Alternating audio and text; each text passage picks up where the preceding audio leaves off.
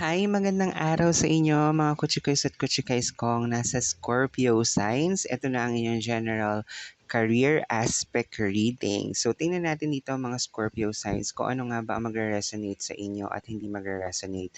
So, again, pinapaalala ko lamang po sa inyo mga kutsikoys at kutsikays kong Scorpio signs, take what is resonating with you at iwanan na lamang po yung mga hindi magre-resonate, no? Kasi kayo lamang po ang mag-iisip, bakit nga ba ganun, hindi tumutugma sa akin yung reading. But then again, some of you or most of you will experience what I am reading as of the moment, mga Scorpio signs, okay?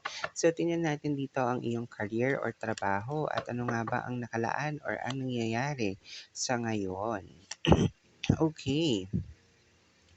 Alright, ito ang reading mo sa ngayon, Scorpio signs. Regarding sa iyong career or trabaho, meron ka ditong Nine of Wands, meron ka rin ditong Page of Pentacles, at meron ka ring Eight of Swords. So, sa nakikita ko rito, ang ilan sa inyo ay naiipit sa isang sitwasyon regarding sa trabaho or career na inyong pinasok.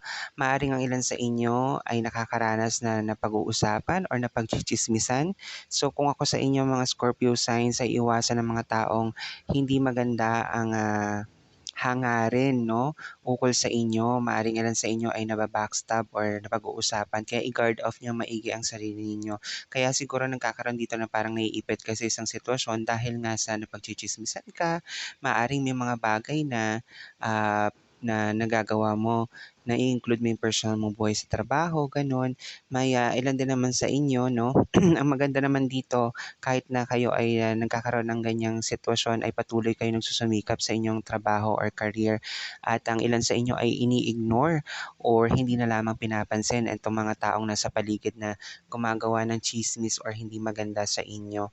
So, ang gawin nyo lamang din dito, yun aside sa ini-ignore nyo yung mga ganyang sitwasyon, ay magpatuloy at magsumikap pa rin sa inyong trabaho as of the moment mga Scorpio signs dahil nakikita ko na magiging maganda naman ang mga susunod na panahon para sa inyo. Kung sa tingin ninyo itong mga taong to ay hindi kayo natutulungan in terms of such situations, ay huwag nyo na lamang po silang pansinin.